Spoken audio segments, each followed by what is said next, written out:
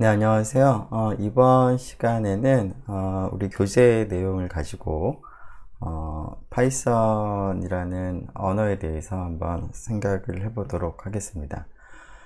파이썬이라고 하는 언어뿐만 아니라 일반적인 프로그래밍 언어, 프로그래밍 랭귀지에 대해서도 생각을 해보는 시간을 갖도록 하겠습니다. 지금 보는 것처럼 첫 번째 챕터의 제목은 The Way of the Program이 되는데요. 우리말로 하면 프로그램의 길 정도일 것 같은데, 즉 프로그램이라는 것이 무엇이고 프로그램은 이제 다른 것들과 어떤 차이가 있는지 이런 것들을 좀 살펴보려고 합니다. 네. 이 책에서는 그 한 가지 이제 목표를 정하고 있는데요. 지금 보는 것처럼 컴퓨터 사이언티스트와 같이 생각하기라고 되어 있습니다.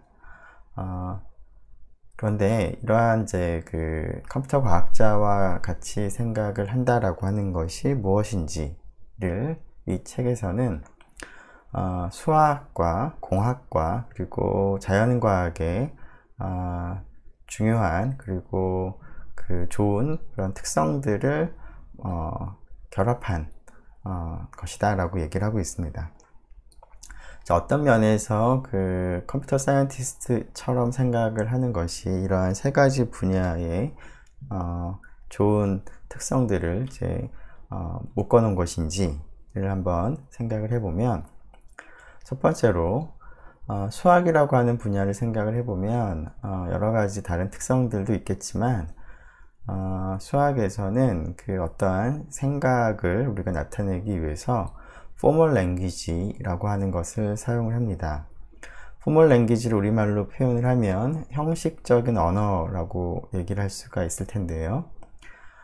우리가 그 수학 기호들을 많이 사용을 합니다. 어떤 내용을, 생각을 명확하게 표현하기 위해서 뭐 시그마라던가 뭐 인테그랄이라던가 여러 가지 그 수학적인 기호들을 나타내고 있습니다.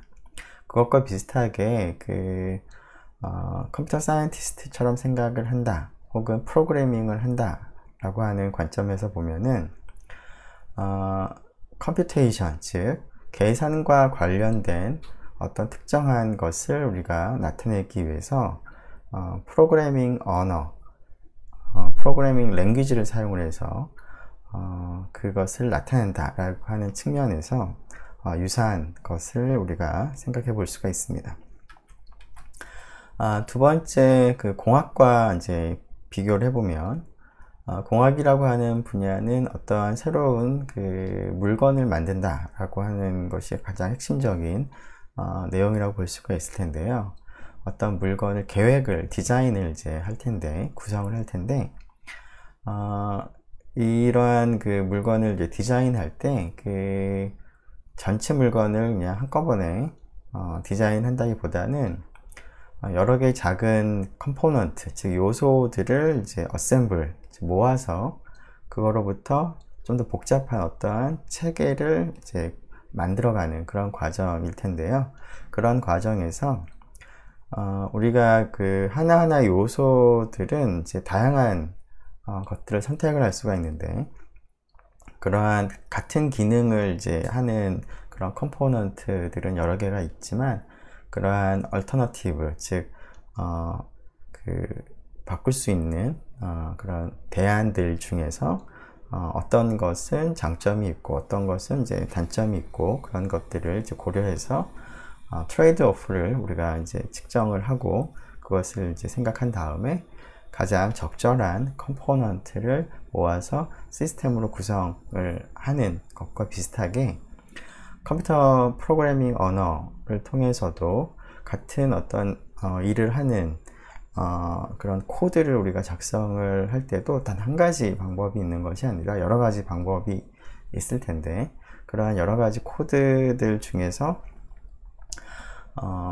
장점과 단점을 따져보고 가장 적절한 것을 이제 그 이용을 해서 전체 하나의 커다란 프로그램을 구성한다는 측면에서 이러한 공학적인 측면의 장점을 우리가 생각해 볼 수가 있겠습니다. 마지막으로 내추럴 사이언스의 특성을 생각을 해보면 컴플렉스 시스템, 즉 복잡계의 어떤 그 양태나 어떤 행동을 우리가 이제 관찰을 하고 그것으로부터 그러한 그 양태가 나타나게 되는 그런 이제 밑바닥에 있는 그런 이론이나 그런 설명하는 그런 방법을 우리가 이제 가정을 합니다. 가설을 세웁니다. 가설을 세우고 그런 가설이 맞는지 실제로 어떤 특정한 예측을 생각해보고 그런 예측이 맞는지를 테스트를 이제 해보는데 그것과 비슷하게 컴퓨터 프로그래밍을 할 때도 특히나 이제 그 오류가 이제 일어났을 때 오류를 이제 찾는 과정을 생각을 해보면 이러한 그 내추럴 사이언스의 특성들을 적용을 해야 되는 경우들이 많이 있습니다. 즉 오류가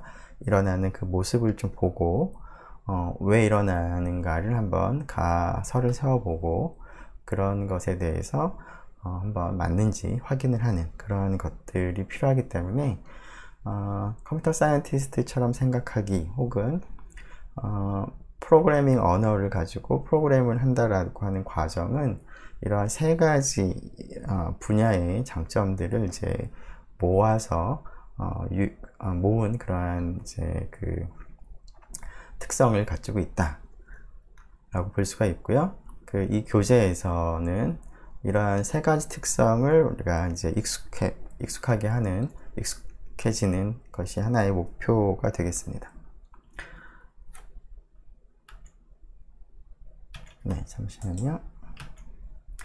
네, 그러면 그 컴퓨터 사이언티스트처럼 생각하기라고 얘기를 했는데 컴퓨터 사이언티스트에게 가장 중요한 기술 중에 하나를 꼽으라고 한다면 problem solving, 즉 문제 해결력이라고 볼 수가 있을 것 같은데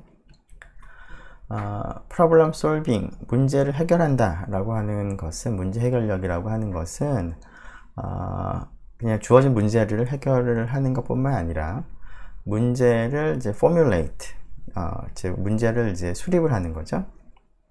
수립을 하고 그리고 그 문제의 솔루션을 창의적으로 생각을 하고 그리고 그 솔루션을 명확하고 정확하게 이제 나타내는 그러한 능력이라고 볼 수가 있겠습니다. 따라서 그 컴퓨터 사이언티스트, 즉 프로그래밍을 이제 여러분들이 배우게 되면 이러한 프로블럼 솔빙 하는 그런 능력을 이제 갖추게 될 텐데요.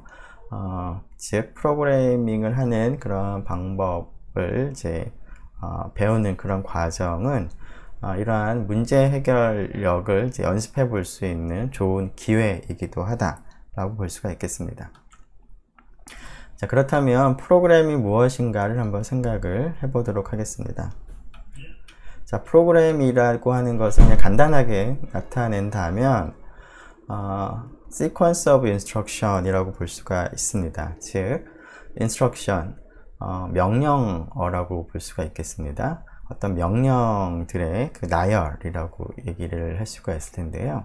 이때 명령이라고 하는 것은 프로그래밍 입장에서는 어떤 특정한 이제 목적을 위해서 어떤 지시, 명령을 내릴 텐데 그 명령의 목표를 생각을 해보면 어떤 적절한 컴퓨테이션을 이제 수행을 하는 것이 이제 목적이 되겠습니다.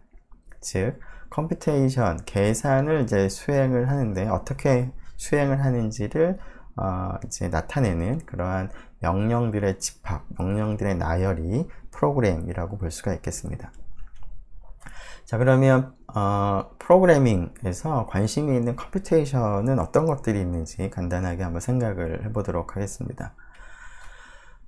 물론 이제 계산이라고 하는 단어를 들으면 그 대부분 이제 수학적인 계산을 생각을 할 수가 있을 것 같습니다. 컴퓨터 프로그래밍에서의 대상인 이제 그 컴퓨테이션은 그러한 수학적인 계산도 물론 관심의 대상이 됩니다. 연립방정식을 이제 풀거나 혹은 어떤 다항식의 근을 찾는다 라고 하는 수학적인 계산이 프로그래밍에서 관심을 갖는 컴퓨테이션 중에 하나인데요. 그러한 계산뿐만 아니라 심볼릭 컴퓨테이션도 계산을 하고자 하는 대상 중에 하나입니다. 어떠한 이제 문서가 있을 때 문서에서 특정한 그 구문, 텍스트를 어디 나타났는지를 서칭, 탐색을 한다던가 검색을 한다던가 혹은 그 주어진 텍스트를 다른 텍스트로 교체를 한다던가 하는 그런 일들도 이제 우리가 관심이 있는 컴퓨테이션일 텐데, 이러한 형태의 컴퓨테이션을 우리가 보통 심볼릭 컴퓨테이션이라고 합니다.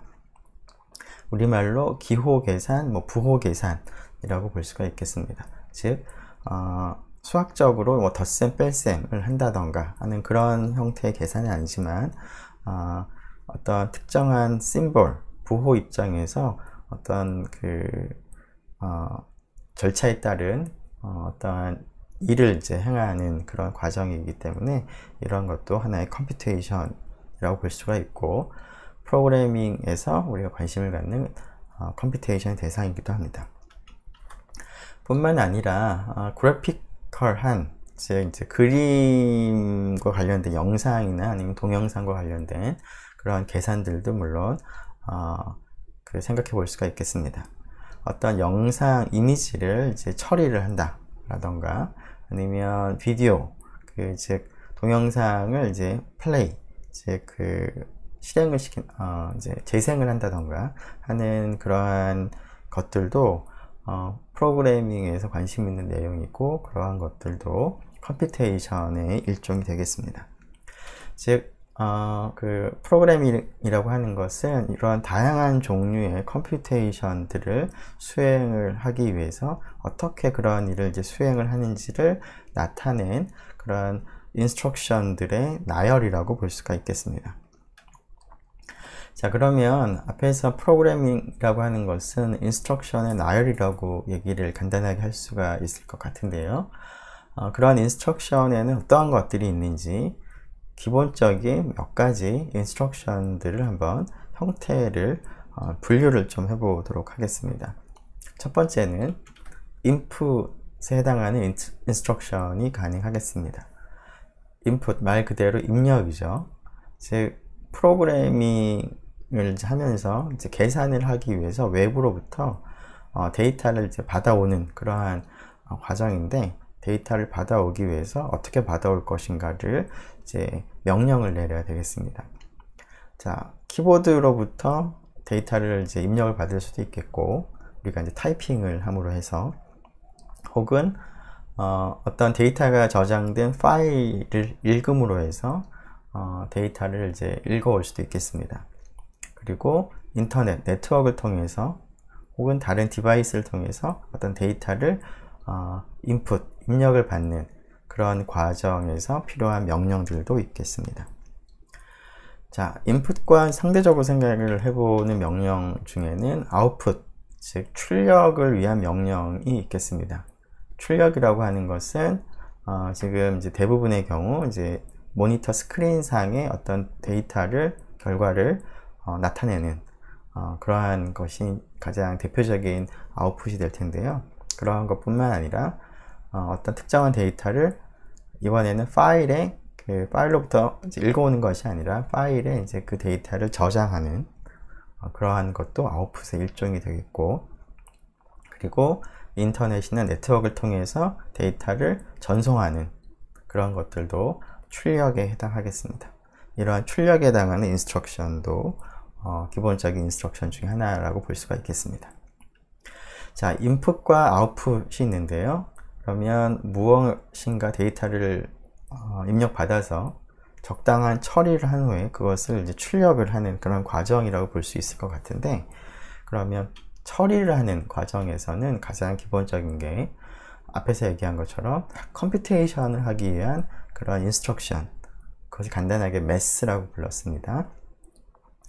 물론 이제 컴퓨테이션은 앞에서 얘기한 것처럼 이제 여러 가지 다양한 형태의 컴퓨테이션이 있겠지만, 컴퓨터 내부적으로 봤을 때는 가장 기본적인 그런 연산들을 생각해 보면 그런 것은 이제 덧셈, 혹은 뺄셈, 곱셈, 나눗셈, 이러한 형태들의 이제 기본적인 수학적인 오퍼레이션들이 있고, 그러한 수학적인 연산을 이제 활용해서 앞에서 얘기한 심볼릭 컴퓨테이션도 수행을 하고, 그래피컬한 컴퓨테이션도 이제 수행을 하겠습니다. 그래서 인스트럭션 중에서 기본적인 인스트럭션 중에 하나로서 매스, 즉 컴퓨테이션과 관련된 그러한 인스트럭션을 생각을 해볼 수가 있겠습니다. 근데 이러한 일을 할 때 우리가 상황에 따라서 어떤 특정한 조건을 확인을 하고, 그러한 확인된 조건이 만족을 하느냐 만족을 하지 않느냐에 따라서 적절히 다른 코드, 다른 인스트럭션을 이제 수행을 하는 과정이 필요할 텐데요. 그럴 것을 이제 나타내기 위해서 우리가 컨디셔널 엑스큐션, 즉 조건문, 조건 실행에 해당하는 그런 인스트럭션도 우리가 사용을 하게 될 것 같습니다. 뿐만 아니라 이제 컴퓨터를 이용해서 프로그래밍 통해서 어떤 일을 갖다가 이제 수행을 할 때 사람이 하는 것은 좀 번거롭고 힘들지만, 컴퓨터는 같은 일 혹은 비슷하지만 조금씩 다른 일들을 이제 반복 수행하는 것이 굉장히 쉽죠. 즉 반복, 레피티션을 하기 위한 명령도 기본적인 명령 중에 하나라고 볼 수가 있겠습니다. 자, 이런 5가지 형태의 인스트럭션들을 이제 조합을 해서 하나의 이제 프로그램을 이제 만드는 그런 과정이 프로그래밍이라고 볼 수가 있겠습니다. 이러한 프로그래밍 과정을 생각을 해보면, 우리가 이제 목표로 하는 굉장히 복잡한 문제를 해결하는 그러한 프로그램을 한 번에 만드는 것이라기보다는 앞에서 엔지니어링이라고 하는 그런 특성을 얘기를 하면서 커다란 하나 복잡한 시스템을 만들기 위해서 그것을 이제 조금 더 작은 하나하나의 컴포넌트로 쪼개고, 그런 컴포넌트들을 이제 결합을 해서 이제 복잡한 그런 프로그램을 이제 만들어내는 과정이라고 얘기를 했는데요. 이때 복잡한 프로그램을 작은 하나하나로 쪼갤 때 굉장히 하나하나를 보면은 굉장히 간단한 그러한 태스크로 이제 쪼개서 앞에서 얘기한 5가지 기본적인 인스트럭션들만을 가지고 해결을 할 수 있을 정도로 간단하게 작게 자른 다음에, 그러한 작게 자른 것을 이러한 기본적인 인스트럭션들을 이제 활용해서 해결을 하고, 그러한 컴포넌트들을 이제 모으는 그러한 과정이라고도 볼 수가 있겠습니다.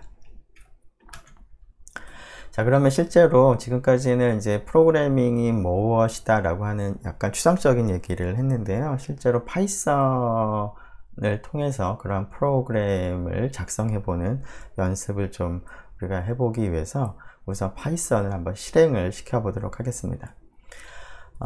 우리가 지난 소개 시간에 주피터 노트북이라고 하는 것을 이제 사용을 하는 것을 잠깐 보여드렸는데요.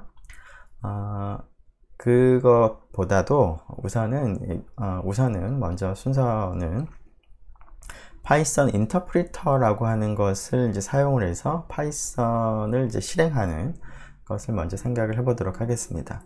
파이썬 인터프리터라고 하는 것은 물론 이제 파이썬 언어가 이제 인터프리터 랭귀지에 속하기도 하지만, 여기서 인터프리터라는 그런 것은 하나의 프로그램으로서 파이썬 코드, 즉 파이썬 명령어들의 집합을 실행하고, 물론 이제 읽어야 되겠죠. 읽고 실행할 수 있는 그런 프로그램을 인터프리터라고 부르도록 하겠습니다.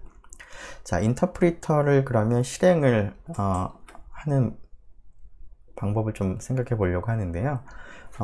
일단은 인터프리터를 실행을 하면 어떤 모습인지를 먼저 구경을 해 보도록 하겠습니다. 인터프리터라는 프로그램을 실행을 하게 되면 다음과 같은 화면을 만나게 되는데요. 첫 번째 라인에 파이썬의 버전이 지금 나와 있습니다. 파이썬 버전을 우리가 3 버전을 쓰겠다라고 했으니까 여기서도 마찬가지로 파이썬 3가 앞에 나와 있는데요. 그 파이썬 3도 계속 버전이 업그레이드가 되고 있기 때문에 3.4, 3.5, 3.6 이런 식으로 계속 버전이 업그레이드 되고 있습니다. 자, 그런데 그 뒤에 있는 것도 물론 중요할 때가 있지만 앞에 있는 그 버전 버전 넘버가 2가 아니라 3이라는 것에 여러분들이 이제 주목을 하면 좋겠습니다. 자, 그리고 이제 몇 가지 이제 설명을 하는 그런 문자들이 나타나고 있습니다. 그리고 마지막 라인에 부등호 기호 혹은 화살표 기호 3개가 나타나고 있는데요. 이것을 우리가 프롬프트라고 부릅니다.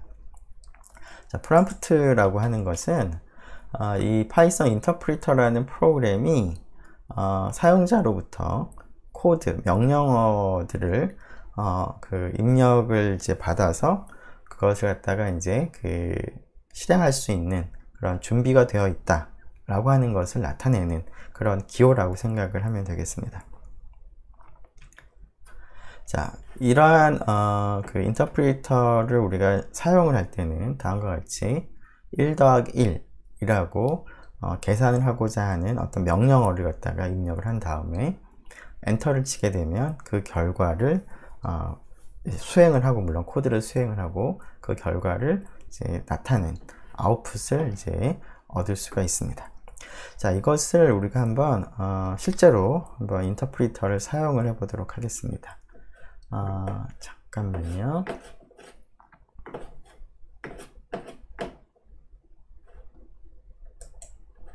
네, 지금 여기에 여러분들이 지난 소개 시간에 우리가 잠깐 소개했던 주피터 노트북으로 지금 접속한 화면인데요. 지금 여기에 있는 것은 일단은 주피터 노트북 파일을 이제 새로 만들기 전에 일단 폴더 안에 있는 상태입니다. 자, 이 상태에서 주피터 노트북 파일을 갖다가 생성을 해서 실행을 시킬 수도 있지만 앞에서 언급한 인터프리터를 사용을 할 수도 있습니다. 인터프리터를 사용을 하기 위해서는 우선 지금 여기 있는 컴퓨터는 학교에 있는 컴퓨터로서 OS가 우분투가 설치가 되어 있는데요.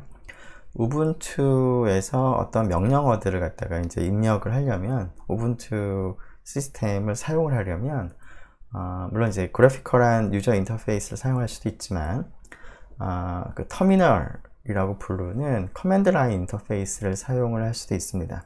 자, 이 브라우저를 열고 오른쪽에 New라고 되어 있는데 이 부분을 클릭을 하게 되면 노트북을 만들 수 있는 그런 메뉴도 보이지만 아래쪽에 터미널이라고 하는 이름도 보입니다. 이 터미널을 선택을 하게 되면 새로운 창이 하나 이제 열리면서 검은색 이런 화면이 보입니다. 이것이 이제 터미널의 모습인데요.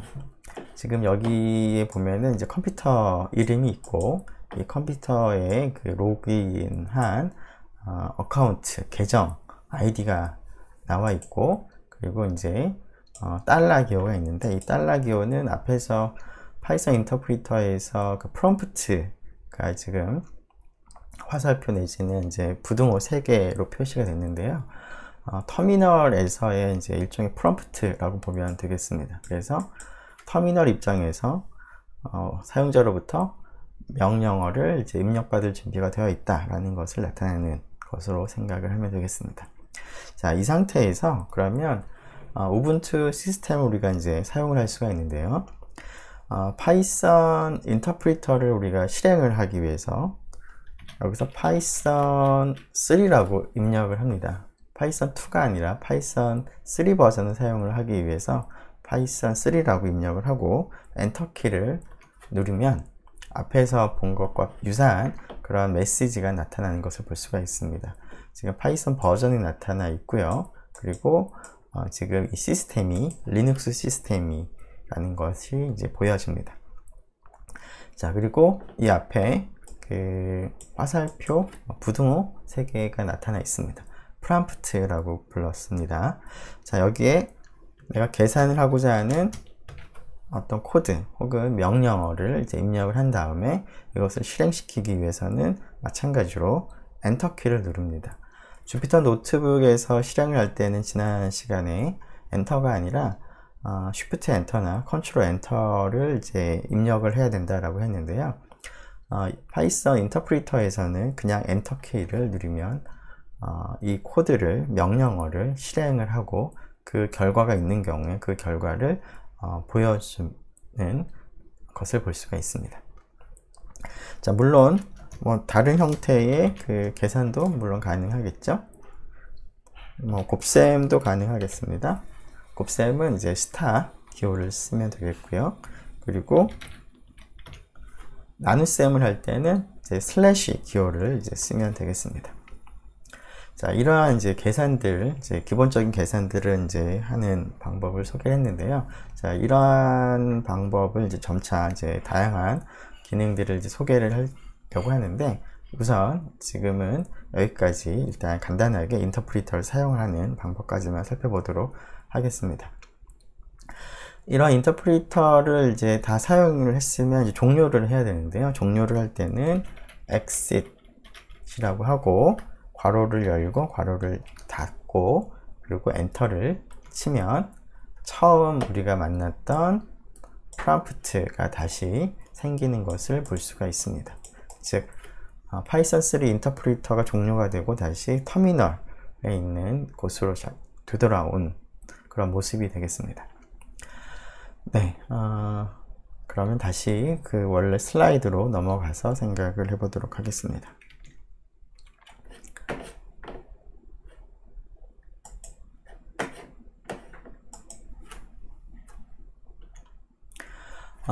지금 방금 보여드린 것은 이제 파이썬을 실행을 하는 방법 중에 하나로 인터프리터를 사용을 하는 방법을 보여드렸는데요. 주피터 노트북과 같이 그 웹 브라우저를 통해서도 파이썬을 실행할 수가 있는데, 주피터 노트북 뿐만 아니라 브라우저 상에서 파이썬을 코드를 이제 수행할 수 있는 방법은 여러 가지가 있는데, 그 중에 하나가 이 교재에서 소개하고 있는 것은 pythonanywhere.com 이라는 곳에 가서도 그런 일을 할 수가 있는데, 우리는 주로 주피터 노트북을 쓸 것이니까 관심이 있는 학생들은 이곳에 방문을 한번 해보면 될 것 같습니다. 자, 주피터 노트북은 나중에 한꺼번에 그 사용하는 방법을 보도록 하고요.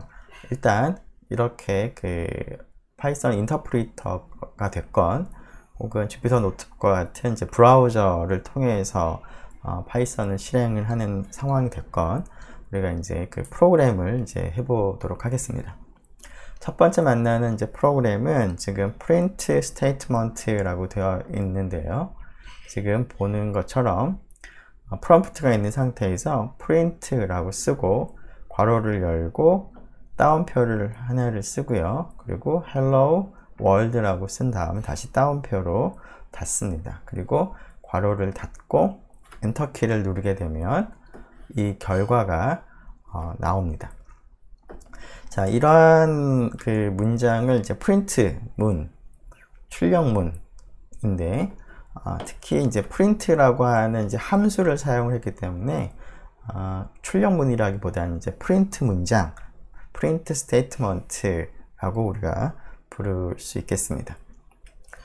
자, 이러한 프린트문을 쓸 때는, 프린트라고 하는 이름을 쓰고, 괄호를 열고 그 안에 어떠한 내가 그 출력을 하고자 하는 글자들을 입력을 이제 하면 되는데요.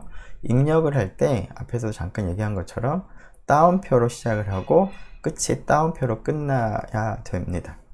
자, 물론 이 따옴표로 시작하고 따옴표로 끝나는 것은 따옴표 사이에 있는 것이 내가 출력하고자 하는 이제 문자들이다 라는 것을 이제 알려주는 그러한 기호 로 사용이 된 것이고요. 실제로 출력을 할 때는 이 따옴표가 출력이 되는 것은 아닙니다. 따옴표는 이 hello world라고 하는 것이 이제 하나의 그 앞으로 우리가 문자열이라는 표현을 쓸 텐데, 문자열이라는 것을 나타내기 위한 어떤 기호인 것이지 이 문자열 자체에 따옴표가 포함되는 것은 아니다 따라서 프린트 된 결과에서도 따옴표가 있는 것은 아니다 라는 것을 여러분들이 주의 깊게 살펴보면 좋겠습니다. 물론 원한다면 따옴표를 출력을 하도록 그 스트링 문자열 안에 따옴표를 포함을 시킬 수도 있습니다. 그러한 것은 나중에 좀 더 자세히 살펴보도록 하겠습니다. 이러한 이제 문장이 프린트라고 했는데요. 지금 프린트라고 하는 것은 그 파이썬에서 용어로 표현을 하자면 함수라고 얘기를 하는 것 중에 하나입니다. 자, 수학적인 함수하고 유사한 점도 있고 좀 차이점들도 있는데 일단은 프린트가 그냥 함수다 라는 것을 그냥 기억을 하면 좋겠습니다. 이러한 함수에 대해서는 프로그래밍 언어에서 프로그램에서의 함수에 대해서는 3장에서 조금 더 자세히 살펴보도록 하고요. 여기서는 일단 함수를 우리가 사용을 할 때는 지금 프린트 문장과 같이 함수 이름, 여기서는 프린트가 되겠습니다. 함수 이름을 쓰고 괄호를 열고 괄호를 반드시 닫아야 된다. 그리고 그 안에 어떠한 것을 뭐 넣을 수도 있고 넣지 않을 수도 있습니다. 앞에서 잠깐 파이썬 인터프리터를 종료할 때 exit이라고 하고 괄호를 열고 괄호를 닫았는데요. 그때 괄호 안에는 아무것도 넣지 않았습니다. 자, 그렇더라도 괄호는 반드시 써줘야 되겠습니다. 즉 괄호가 있는 경우를 보면 여러분들이 아마도 그것은 함수이겠구나 라고 생각을 하면 될 것 같습니다.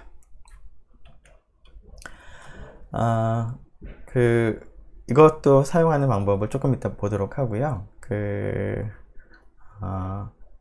이러한 이제 프린트 문장뿐만 아니라 계산을 할 수 있는 기본적인 이제 명령어들 그리고 그와 관련된 연산자들을 이제 사용을 할 수가 있는데 우선 산술 연산자에 대해서 생각을 해보도록 하겠습니다.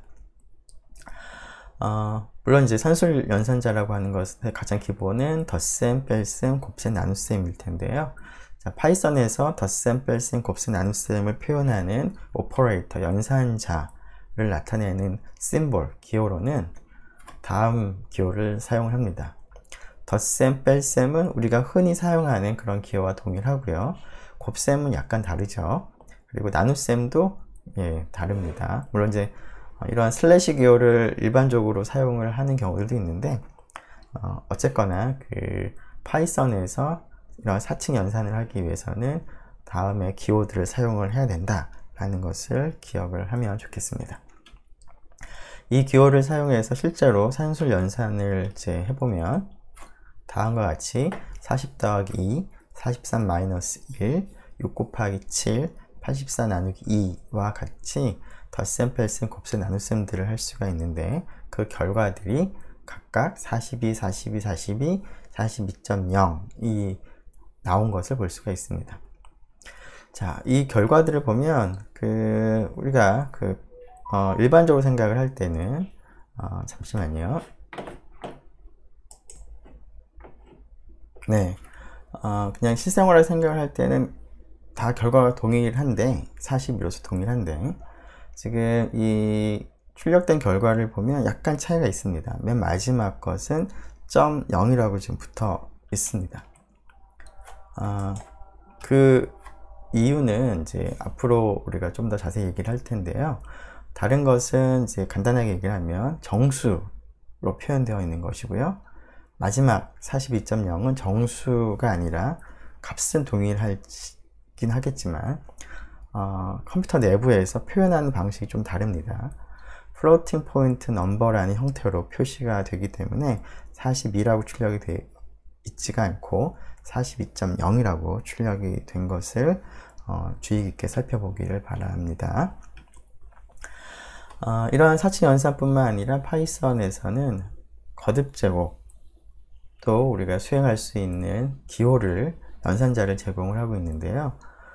거듭 제곱을 할 때는 곱셈 기호를 2번 연달아 쓴 스타 기호를 2번 연달아 쓴 기호를 사용을 합니다. 자, 이것을 사용하는 방법은 다음과 같습니다. 6 별표 2 더하기 6이라고 하면 6의 제곱 더하기 6을 계산하는 코드가 되겠습니다. 즉 42가 되겠습니다. 자, 여기서 한 가지 주의할 것은 이제 보통 거듭 제곱을 나타낼 때 그 파이썬이 아닌 다른 언어들 중에는 거듭 제곱을 나타내는 기호로 여기에 있는 이 캐럿이라고 부르는 기호를 사용을 하는 경우들도 종종 있습니다. 하지만 파이썬에서는 거듭 제곱은 이 스타를 두 개를 쓴 기호를 사용을 해서 나타내기로 되어 있고요.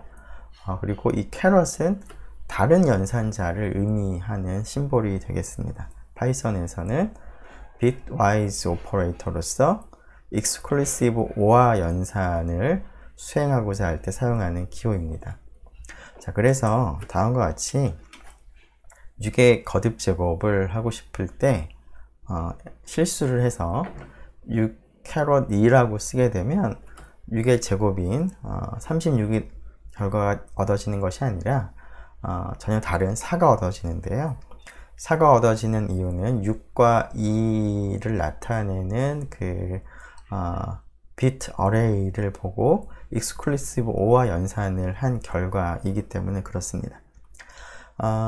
bitwise operator 그리고 exclusive OR라는 연산이 어떤 것인지는 지금은 뭐 복잡하니까 얘기를 하지 않을 텐데요. 이것에 대해서 궁금한 학생들은 다음에 있는 위키를 참고하면 될 것 같습니다. 네, 이렇게 이제 우리가 간단한 이제 arithmetic operation을 해볼 수가 있는데, 이러한 이제 컴퓨터 프로그래밍을 할 때, 프로그램을 작성을 할 때, 프로그램이 다루는 어떠한 대상을 우리가 보통 value라는 표현을 씁니다. 우리말로 값 정도가 되겠죠? 프로그램에서 다루는 기본적인 단위를 우리가 value라고 부르는데, 앞에서 우리가 프린트문을 써서 출력을 할 때는 이제 글자들을 이제 출력을 했는데요. 글자 하나하나가 하나의 value가 되겠고요. 물론 이제 글자를 모아둔 것도 value가 되겠습니다. 그리고 물론 덧셈 뺄셈을 할 때 사용한 숫자들도 하나의 이제 value가 되는데, 문자하고 숫자는 같은 value 값을 갖고 있지만 조금 다른 그러한 value가 되는 것을 여러분들이 쉽게 알 수가 있을 것 같은데요. value에는 타입이 있습니다. 그 타입을 몇 가지로 구분해 보면, 여기에 이제 value가 크게 한 세 가지가 있는데요. 2, 42.0, 따옴표하고 hello world라고 하는 것이 있는데, 첫 번째 2는 integer라고 부르는 타입의 value입니다. 두 번째 42.0은 타입이 floating point number라고 부르는, 즉 부동소수점 숫자라고 부르는 타입의 value가 되겠습니다. 그리고 따옴표가 있는 그러한 글자들의 모임은 우리가 string 혹은 우리말로 문자열이라고 부릅니다. 영어 표현에서 string이라고 부르는 이유는 글자, letter들이 여러 개가 서로 쭉 이어져 있기 때문에 string이라는 표현을 쓰고요. 우리말로는 보통 문자열이라는 표현을 많이 사용을 합니다. 자, 어떤 value에 대해서 타입이 궁금한 경우에는 타입이라는 함수를 사용을 할 수가 있는데요. 타입 괄호 열고 2 괄호 닫고 라고 한다면 괄호 안에 있는 value의 타입이 표시가 되는 것을 볼 수가 있습니다. 마찬가지로 타입 42.0이라고 하면은 floating point number다 라는 의미로 float라고 하는 게 표시가 되고 있고, 따옴표를 하고 hello world라고 쓰게 되면은 타입이 string을 나타내는 str이 나타난 것을 볼 수가 있습니다. 그래서 프로그래밍에서 계산을 하기 위해서 다루는 하나하나의 기본적인 그런 대상을 우리가 value라고 볼 수가 있는데, 그런 value들은 여러 가지 타입들이 있다. 타입을 확인할 때는 타입이라는 함수를 사용할 수 있다 정도를 기억을 하면 되겠습니다. 자, 그러면 이런 타입을 좀 구분한 한 가지 간단한 example 연습을 좀 생각을 해보면, 다음과 같이 괄호 따옴표를 하고 2를 쓰거나 따옴표를 하고 42.0을 쓰는 경우에 이것의 타입은 이것도 마찬가지로 value일 텐데요. 타입은 어떻게 될까를 생각을 해보죠. 자, 숫자가 그 따옴표 안에 있게 되면 이게 숫자일까 아닐까 라는 것이죠. 네, 이 경우에는 모두 string이 되겠습니다. 즉 따옴표 안에 있으면 그게 무엇이 겉으로 보기에 우리 사람이 보기에는 이제 숫자처럼 보인다고 하더라도 숫자로 보이는 그런 레터 문자로 취급을 이제 하는 것입니다. 그래서 모두 string이 타입이라는 것을 알 수가 있습니다. 즉 문자 열들은 그 앞에서 얘기한 인티저나 플로팅 포인트 넘버와는 다르게 사칙 연산을 우리가 할 수는 없습니다. 그래서 따옴표가 있는 이러한 숫자들을 더하거나 빼는 거나 하는 것은 직접적으로 할 수는 없는 것이고요. 이러한 문자열들을 이용을 해서 뭐 숫자로 변환을 한 다음에 타입을 바꾼 다음에 계산을 해야 되겠습니다. 또 한 가지 그 일반적인 상황들과 좀 구분해야 될 것 중에 하나로서 우리가 긴 숫자를 입력을 할 때 구분을 잘 하기 위해서 자릿수 구분을 잘 하기 위해서 컴마를 써서 입력을 하는 경우가 있는데 지금 이와 같이 여기 100만이라는 숫자가 있는데요. 이러한 것을 입력을 하게 되면 의도한 것과는 다른 결과가 나옵니다. 입력을 한 결과를 보면 1, 0, 0, 0, 1, 0, 0, 0, 이라고 입력을 하게 되면 아래 결과가 이제 괄호가 있고 1, 0, 0이 나와 있는데요. 앞으로 우리가 좀 다뤄볼 내용이긴 한데 미리 얘기를 하면 성분이 3개인 튜플이 나옵니다. 튜플은 순서쌍이라고 생각을 하면 됩니다. 여기서 물론 성분이 3개가 있는 것이고 각각의 성분이 1, 0, 0 3개의 성분으로 구성된 튜플이 지금 나오는 것인데요. 내가 의도한 것은 만약 100만이었다면 100만이 입력된 것이 아니라 1, 0, 0 3개의 값을 성분으로 하는 튜플이 입력이 된 것입니다. 자, 그래서 의도한 것과는 다르기 때문에 일종의 오류라고 볼 수가 있는데 하지만 이것도 그 파이썬에서는 허용하는 그런 입력이기 때문에 에러가 나타나진 않습니다. 그래서 이러한 종류의 에러를 우리가 semantic error, 구문 에러라고 볼 수가 있는데요. 즉 어떤 코드가 갖춰야 할 어떤 문법적인 그러한 규칙을 어긴 것은 아니기 때문에 문법적인 오류, syntactic error는 아니지만 내가 의도한 것과는 다른 형태로 입력이 됐기 때문에 semantic error라고 볼 수가 있습니다. 자, 그러면 formal language하고 natural language를 한번 좀 차이를 생각을 해보면서 우리가 사용하는 랭귀지와 프로그래밍 언어의 차이를 한번 생각을 해보도록 하겠습니다. 우리나라 말이라던가 영어라던가 뭐 프렌치, 스페니쉬 이런 것들은 natural language, 자연어라고 얘기를 하는데요. 이러한 자연어는 사람이 만들어낸 것은 아니고 그리고 이러한 자연어는 자연스럽게 진화를 합니다. 뭐 이렇게 발전을 하는 것이 발전이라기보다는 이렇게 변화를 합니다. 자, 그에 비해서 formal language, 프로그래밍 언어도 formal language 중에 하나일 텐데요. 프로그래밍 랭귀지와 같은 formal language는 어떤 특정한 어떤 응용을 위해서 사람이 고안해낸 그런 언어가 되겠습니다. 수학에서 여러 가지 기호라던가 아니면 화학에서 화학식이라던가 그런 것들이 formal language에 속할 텐데요. 우리가 지금 관심을 가지고 있는 프로그래밍 언어, 프로그래밍 랭귀지라는 것도 formal language가 되겠습니다. 물론 프로그래밍 언어라고 하는 것은 computation, 계산을 나타내기 위해서 고안된 그러한 언어라고 할 수가 있겠습니다. 자, 이러한 그 formal language와 natural language를 이제 비교하기 위해서 syntax, 즉 문법 입장에서 한번 생각을 해보면 자, 문법이라고 하는 관점에서 생각해 보면 포멀 랭귀지, 형식적인 언어들은 그 문장의 구조를 이제 결정하는, 그것을 이제 가번하는 아주 엄격한 문법적인 규칙이 존재합니다. 자, 그래서 수학에서는 3 더하기 3은 6이라고 하면은 문법적으로 옳은 그러한 문장이지만 3 더하기는 3달러6이라고 하면 문법적으로 옳은 그런 문장은 아니죠.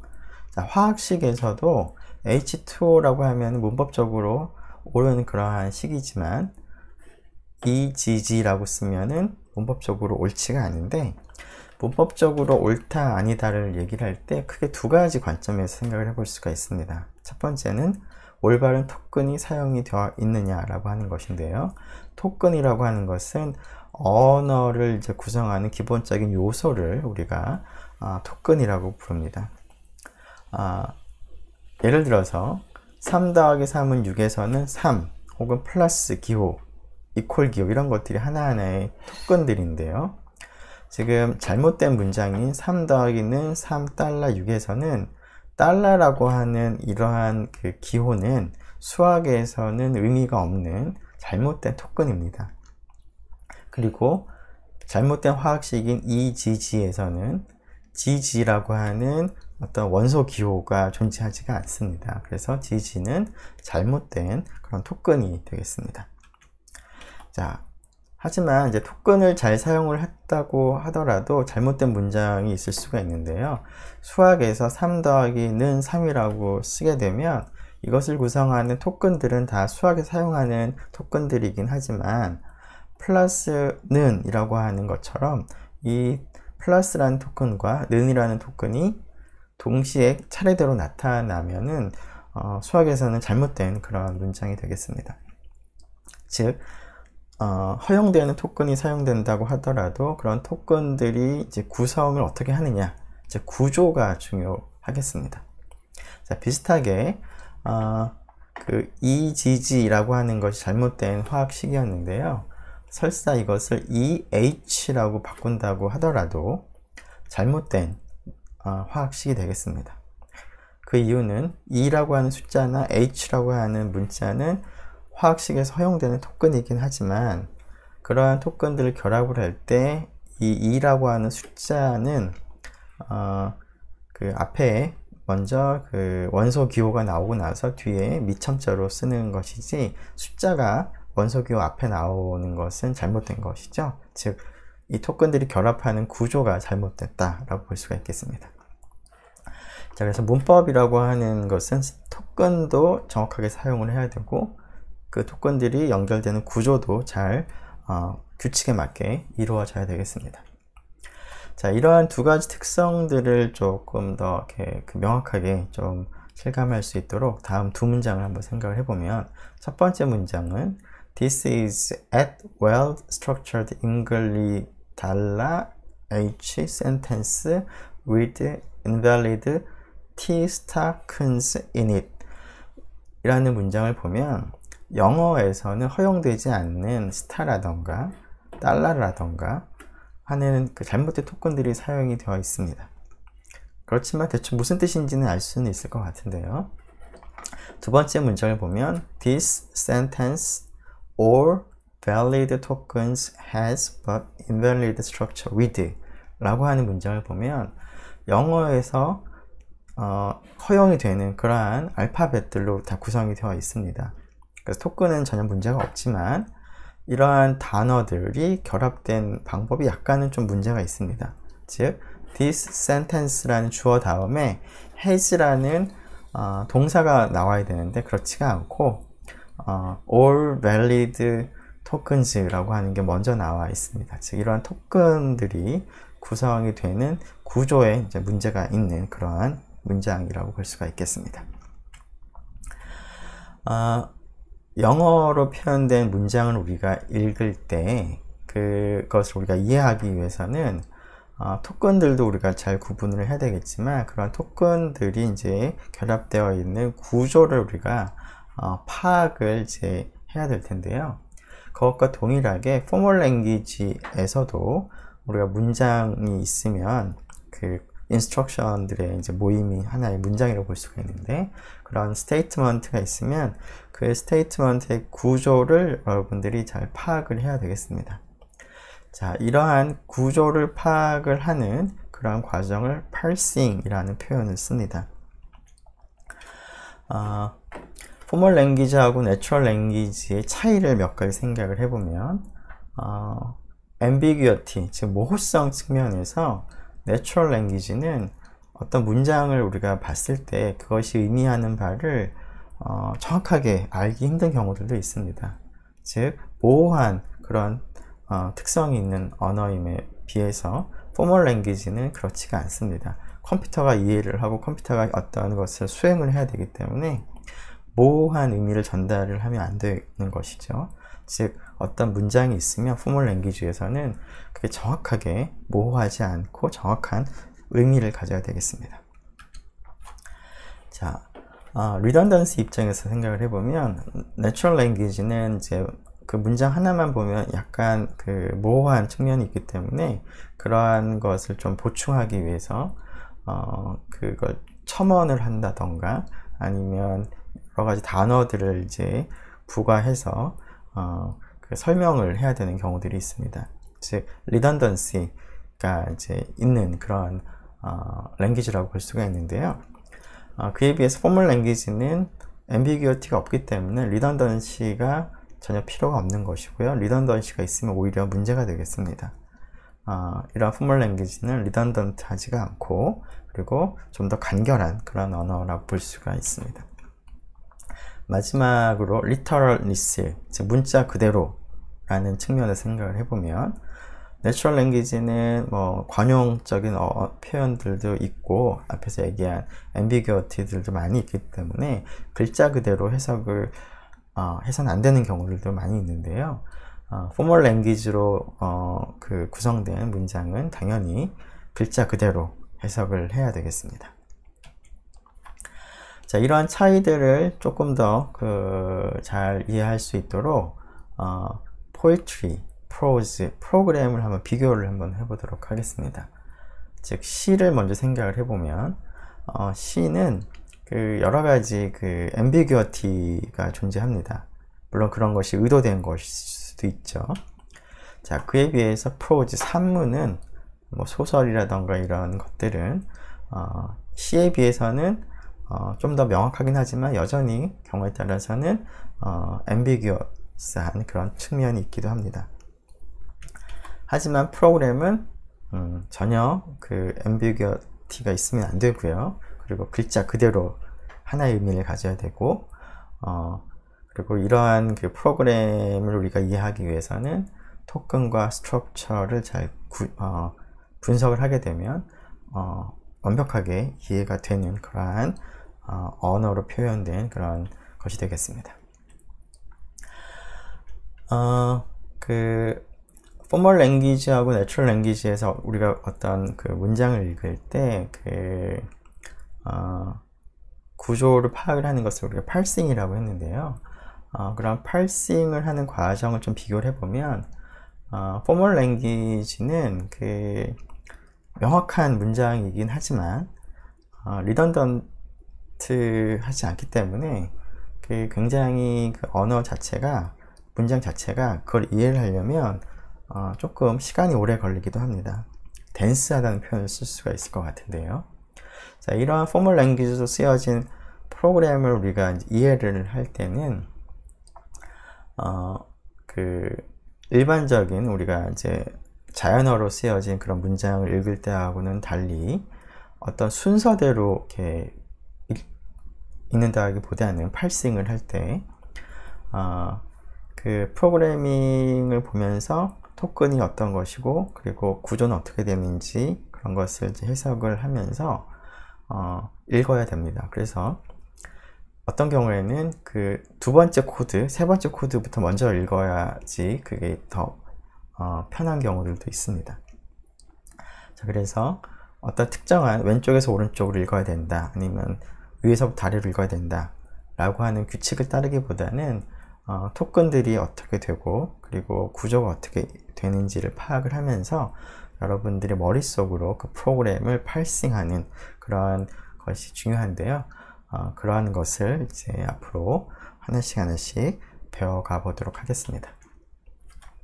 자, 그리고 이러한 이제 포멀 랭귀지 프로그래밍 언어에서도 마찬가지고요. 사소한 하나하나가 굉장히 큰 차이를 이제 만들 수가 있습니다. 그래서 스펠링 별거 아닌 것처럼 보이지만, 물론 자연어에서는 스펠링 하나 조금 달라져도 크게 문제는 없지만, 포멀 랭귀지에서는 스펠링이 조금 달라지거나 아니면 문장 부호가 조금 달라지면은 에러가 발생할 수도 있고, 그리고 전혀 다른 시멘틱 에러가 발생을 할 수도 있습니다. 그래서 그런 거 하나하나를 잘 주의해서 생각을 해야 되겠습니다. 스펠링뿐만 아니라 대문자, 소문자도 엄격하게 다른 의미로 이제 구분을 해야 되는 경우들도 있으니까 주의를 해야 되는 일들이 좀 많습니다. 그래서 어떻게 보면 좀 댄스하다, 이해하는데 좀 시간이 오래 걸린다 라고도 볼 수가 있겠습니다. 그 앞에서 우리가 잠깐 그 시멘틱 에러라는 표현을 썼는데요. 그러한 에러뿐만 아니라 다양한 형태의 오류를, 프로그래밍을 할 때 생기는 오류를 우리가 버그라고 부르는데요. 그러한 오류를 찾아내는 과정을 우리가 디버깅이라고 부릅니다. 자, 물론 이제 이런 디버깅 하는 과정이 조금 어려운 과정이기는 한데, 이러한 디버깅 하는 과정을 잘 하는 것이 프로그래밍을 잘 하는 그런 지름길이기도 합니다. 그래서 프로그램을 잘 하는 연습을 하다 보면 디버깅 하는 실력도 높아지고요. 디버깅을 많이 하다 보면 프로그래밍을 이제 잘 하게 되는 그러한 것을 볼 수 있으니까, 디버깅이 어려운 경우들도 물론 있겠지만 너무 좌절하지 말고 잘 따라서 한번 해보면 좋을 것 같습니다. 시간이 약간 지나긴 했는데요. 그 앞에서 우리가 그 계산을 슬라이드로만 봤는데, 그것을 몇 가지 직접 한번 살펴보도록 하겠습니다.